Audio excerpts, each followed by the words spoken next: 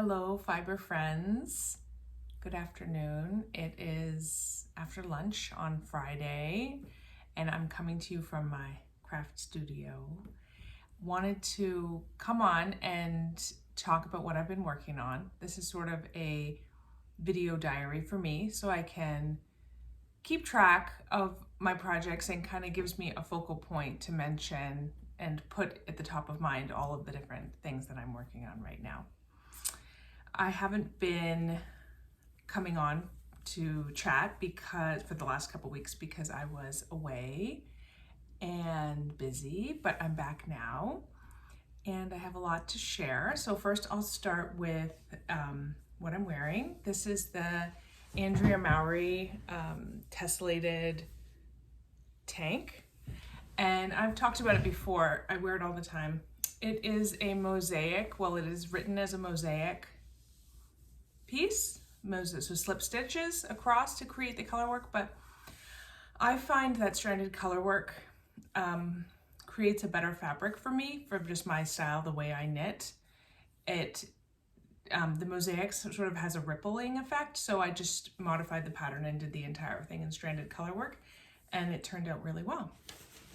And this is a ready-to-wear cardigan. It's a cashmere loungy cardigan that I've had for 10 plus years, and I love it because it's very thin and feels like almost nothing when you're wearing it. It doesn't feel like a big bulky cardigan. My husband actually put it in the laundry this week, so it went through the wash and a hot cycle of the dryer, and it turned out to be fine. So I don't know how that happened, but it was blessed and protected in the washing machine, and it turned out fine.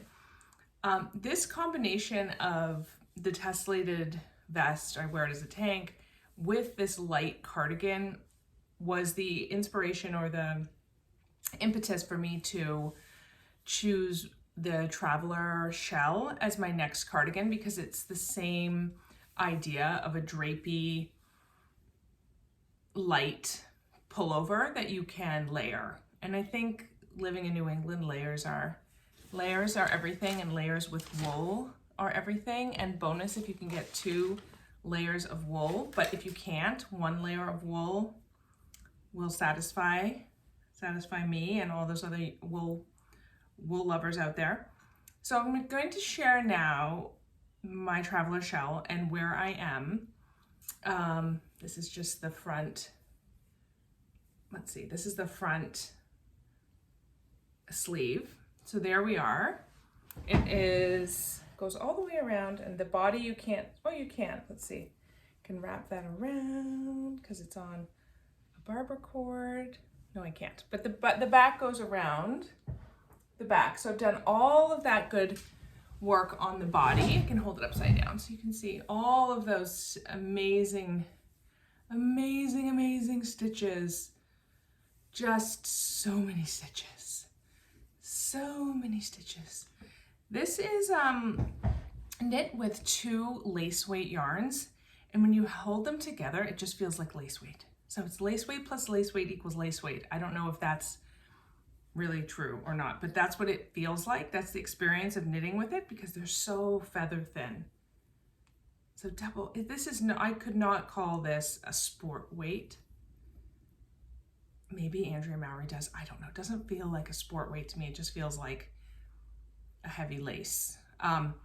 So it takes a long time, but it's not it is a fun stitch pattern. I'll say it's a fun stitch pattern. And I think Andrea Mowry described it as an elongated rib stitch. I don't know if you can see it there, but this is the right side. Oh no, this is the right side of the fabric.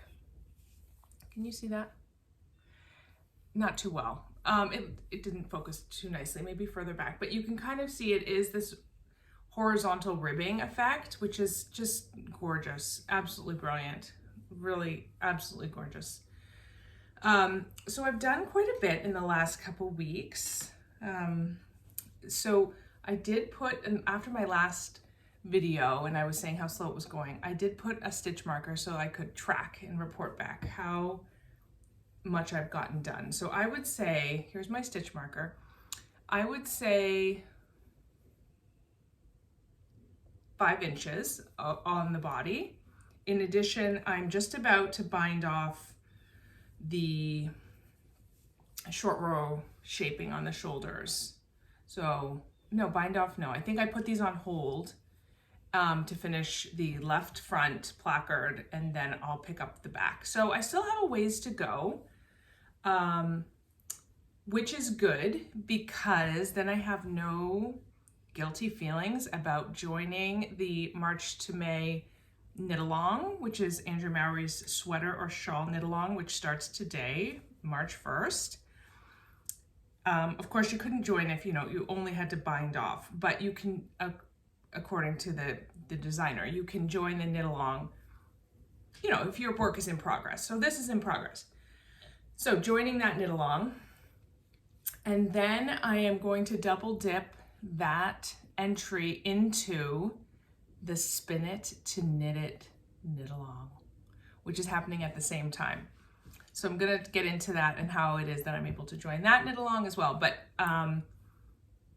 yes, the sweater knit along, join it now, join it today. There's a sale going on for her newsletter subscribers. Join it.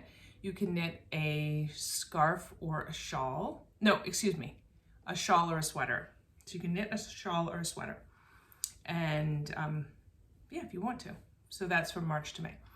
And then let's see. Oh, in other news about progress reporting, I think I showed last time my little progress keeper, but in sad news, the progress keeper has been eaten by my puppy. So it looks like this now. It's just a head with no body of my gnome. So I have a 4-month-old Chihuahua who one time will make an appearance, not today. She got into my knitting. She got into this project. She went into my knitting bag or somewhere, pulled it off a chair, and chewed through my bamboo ChiaoGoo needle tips and chewed the progress keeper off, ate it. She's fine, but the needles are gone and can't be salvaged. So that's fine. She's okay, can get new needles, that's okay. And she did not touch really my project. I mean, had she torn into this after so many hours, that would have been really sad, but she didn't. So she's a good dog. She only ate the needles and she only ate half the progress keeper. Then 2 weeks later, she did it again. She got the I had put new size 3 needle tips on, and she got into the project again. And this time she only ate 1 of the 2 bamboo needles because I caught her in time. So I have 1 bamboo needle left, and I said, well, I think I'm going to switch to my metallic tips because I don't want to be knitting with bamboo around her because she just likes to chew them. I think she still would chew the metal tips, but she'll do less damage if I catch her quickly chewing on my needle tips. So that's the news on the progress keeper. So we were talking about knit-alongs, and I mentioned that I was going to join the Spin It to Knit It knit-along, which I will do. And I ended up taking an intro to spinning class a couple weeks ago. 2 weeks ago, I took it at the Fiber Loft, which is in Harvard, Massachusetts. And I learned to spin. And it was really fun. It was a half-day class. And I was very much a beginner. I was very much poor at doing the spinning. And at first I thought, I'm so poor at this, I don't think that I'm gonna enjoy this hobby. This isn't gonna be something that I like. I'm just not good at it. I don't like it.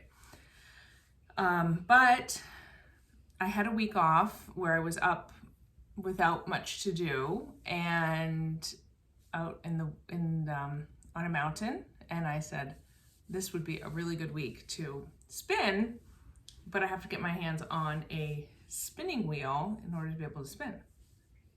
So in a flurry of activity and Google searching, I was able to locate a wheel. I rented the Ashford, here it is, the Ashford Traveler. Yes, this is the Ashford Traveler 2 wheel, and I rented it from Acre Farm in New Hampshire. That's AKER Farm. They are an Ashford dealer and also a fiber supplier. You can purchase their fiber, some of which I'll show you in more detail, but they dye fiber, and well, it's their fiber. They raise the sheep, they dye their own fleece, and then they sell it as comb top. I've never been to the farm, but I would love to go. But back to the wheel. So this is the Ashford Traveler, and I'll show you more about it in a second, but I just want to mention that sort of what my research had led me to. Based on some recommendations, I was looking for a Lendrum double treadle. I think it's Gordon Lendrum was creating amazing spinning wheels out of his workshop or his factory, manufacturing facility in Ontario, but in the last several years he's retired. So you can't buy, or they don't have in stock, any Lendrum DTs. So I checked the Woolery, I checked Webb's, I checked his website and just general message boards, and you cannot buy a new Lendrum DT right now. You maybe could get a second-hand one if you joined a spinning guild or from somebody selling it on a marketplace, but I couldn't get my hands on a Lendrum DT. So I was really just desperate for a spinning wheel, and like I said, I ended up going with Acre Farm. I met the farmer, Patty, I think is her name, at a gas station, and we exchanged currency for this amazing wheel. So this was a brand new wheel that she gave to me, and I am renting it. She does have a rent to own program, which you don't have to like decide ahead of time if you're going to buy it or if you're going to rent it. You can just rent it, and some of that purchase price, some of the rental fee goes towards purchasing it if you like it. So I'm getting to use a brand new Ashford Traveler wheel, and this was not my preferred wheel, but I think that was just me being picky for no reason, because it's absolutely been awesome to use. Very, very easy to use, and it has some features that really, really work for me. So, for example, the Shacked Matchless is at a much higher price point. It's an amazing wheel too, and a lot of people love it, and it's sort of a gold standard. But that's not as easy to travel with. This, the treadle folds up. I won't fold it up now, but you can see there are these bars. It folds up. It has a built-in lazy gate, so that's for plying. After you've worked on your singles, you can ply at least 2 plies from this built-in lazy gate.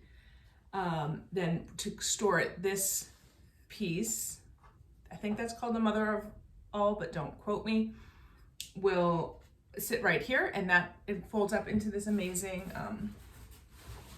carrying case and backpack, and it actually can go on an airplane with you. So I do travel quite a bit, family vacations and such, and I would love to bring my spinning with me. I think that would be amazing. So I would highly, highly, highly recommend this as a first wheel, and I would highly recommend checking out Acre Farm and speaking with the staff there, the owner of the farm, to see if they could provide you with a rental spinning wheel, and if you can sign up for a learn to spin class, then you'll be off to the races, spinning away.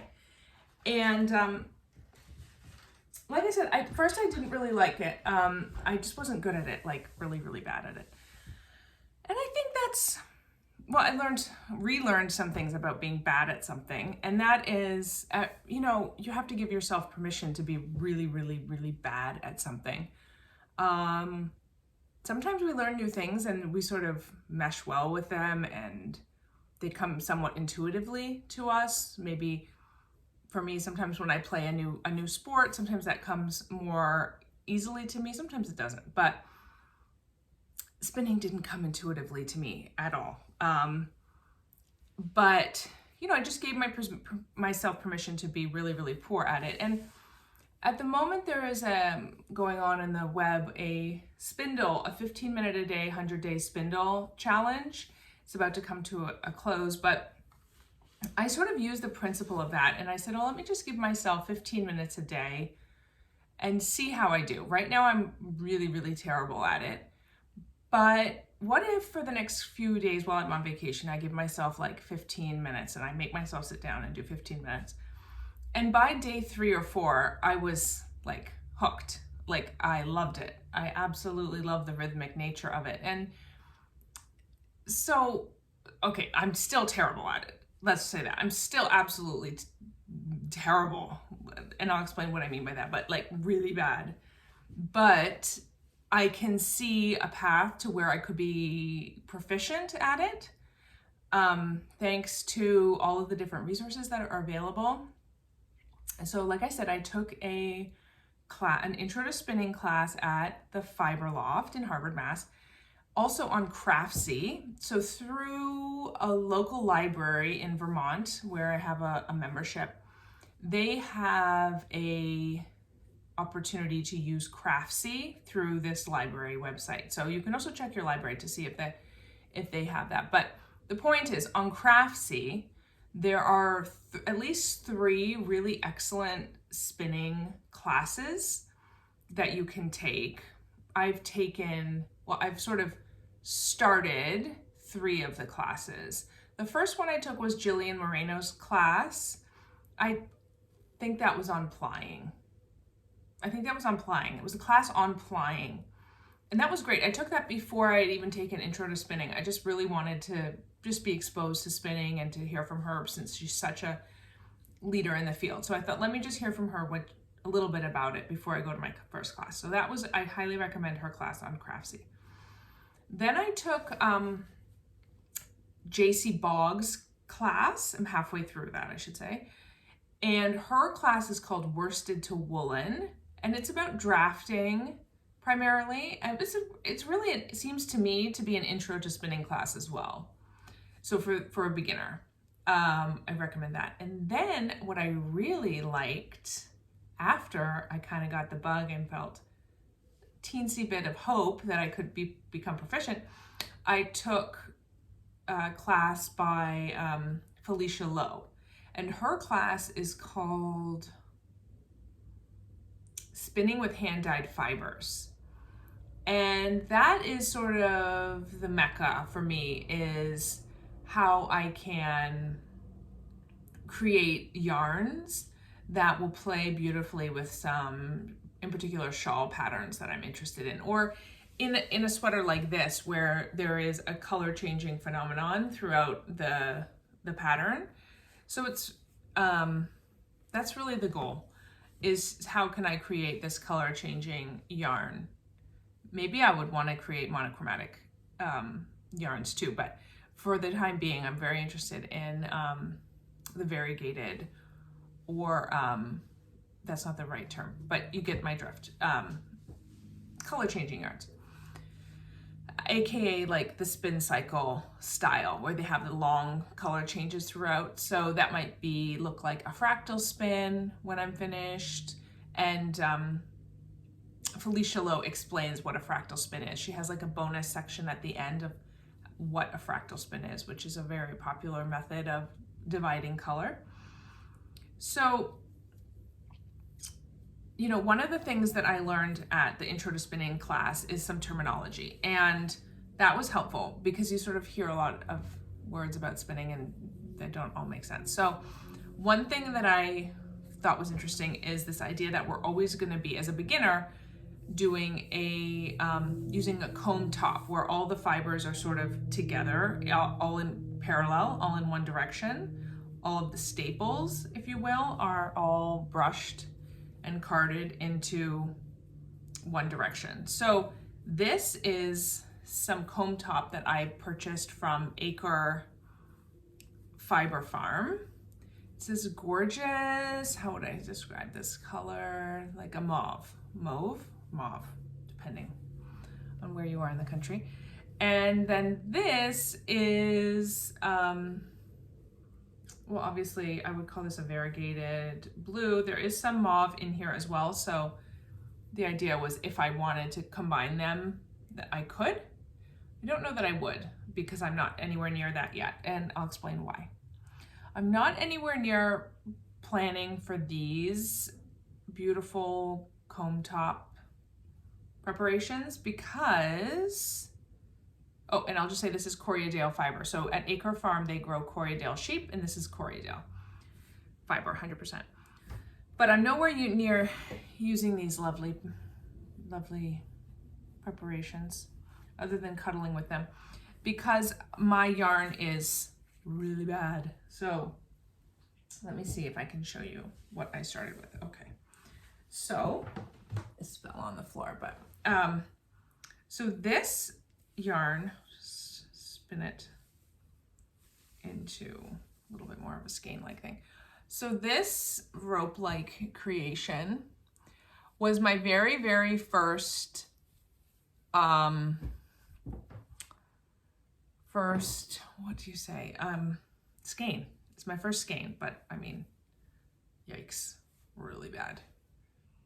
Now, it's slightly better than absolutely terrible because I had the oversight of a teacher to help me sort of push me along. But it's bad. Now, it is knittable. I think I will probably take a size 6-7 needle and maybe just knit up a swatch just to see what it would look like. I'm just curious. But it's very uneven. You've got some tiny bits and some thicker bits, and it's very uneven. But it gets worse, not better, the next time. So I went home and, you know, I got the spinning wheel, which was awesome, and I sat down to spin, and I mean, terrible. Now, I purchased fiber from Acre Farm and that's A-K-E-R, not acre like A-C-R-E, that I would, just a small amount of fiber that I could just practice with. And it's sort of hard and sad to do this because I just feel really terrible about wasting fiber. I mean, I think of it, yarn and fiber, as so precious, and so it's so gross to waste it or to feel like I'm learning something, yes, but I'm really wasting fiber. I mean, maybe it could just be kindling. Does it burn? I don't remember if it burns or doesn't burn. I really don't know what I could use it for. Maybe like a really bad keychain. Maybe I could make a dog toy. Maybe I could knit it up into something and stuff it, or, you know, because my dog does love the smell and the texture of wool. But here is a skein that I made. Oh boy, oh boy, oh boy, oh boy. Really bad, really bad. But I guess I enjoyed the process, but it's just not good. So this is a 2-ply, you can see, and that's not even really, there's no twist. There's not enough twist for that at this end, but maybe I'll knit it up into, even if it's just into a swatch. So that's the only part about knitting. Oh, I can show you this. No, it's the only part about spinning, not knitting. Hold on. So I have, I'm just pulling this bobbin off the whorl, or I don't even know if it's a whorl. I just like that word, but I'm pulling the bobbin off whatever this part of the machine is, I forget. So this is, oh, I guess I did start with the mauve. Okay, all right, I was mistaken. So I did start with the mauve. So this is this better? This is better, okay? This is better. It's getting better. Again, but it's certainly not consistent. It's not consistent at all. And again, the thought of wasting this gorgeous fiber is really like awful. So if you have any ideas or things I can do or think or feel or say or whatever to make myself not feel so horrible about wasting this gorgeous fiber, please let me know. So there, you know, there's the Traveler Spin It to Knit Along going on. It's going on for the next year. So I have time to get better at my spinning with my 15 minutes a day. But that's the current state of the spinning journey, very much baby beginning days of that. Okay, so let's put the spinning aside for a minute and we can talk just briefly about a couple other projects that I have for show and tell this week. This I brought from downstairs from my living room. This is a habitation throw. I forget the designer, I apologize, but this is the habitation throw. And I made this with mostly a Homespun House singles. This is, I think, the matcha colorway that I started with, and I just sort of chose my colors all along, and I really love this blanket. Now, if you have children, you probably know about slime. My son got some slime on here and it just sticks to it, and you can't get it off. So, am I sad? A little sad about that. But we still enjoy the blanket and it still provides warmth and comfort and color, so whatever with the slime, forget about it. Now, one thing I will say about blanket knitting, in particular this pattern, this is a corner to corner, so it's like a diamond shape. That's the pattern. So you start at the bottom, you increase, and then you decrease to the top. And if you follow the pattern as it's written, it's a perfect square or rectangle. Well, I think it's a perfect square. That was the problem for me. So the pattern is written as a square and I wanted it as a rectangle. But I don't know. I didn't do it correctly. So it's not, the one end is not this, let's say this top end is more narrow than this end. This end is really, really wide. So I don't care. I mean, I care, but I can't do anything about it now. And I still love the blanket. It's just not perfect. But we know nobody is, nothing is, so that's fine. But I would do this pattern again. I would do a blanket again. I would just be really, really careful with the increases and decreases when you're doing a shape like that. It's just like a shawl where the increases and decreases are really essential. And when you deviate from the pattern, you have to be that much more attentive to the increases and decreases and really figure out if you know what you're doing before you start modifying. So I did this a while ago, so I think I'd be better at it next time. But that's that. And then this shawl, which you can see, I can actually go get that.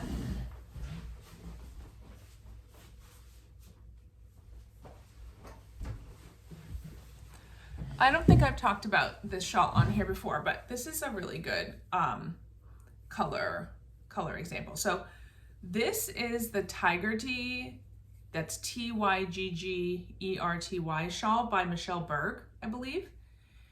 And this shawl turned out really, really, really, really gorgeous and perfect. And one of the things that I just love is, well, it's a great pattern. It's really simple, but it's great. I think that's just a twisted rib with, so these lighter shades are a twisted rib with darker sections of garter stitch, right? No, stockinette stitch. So that's stockinette stitch on the right side. So there's a right and a wrong side of the shawl.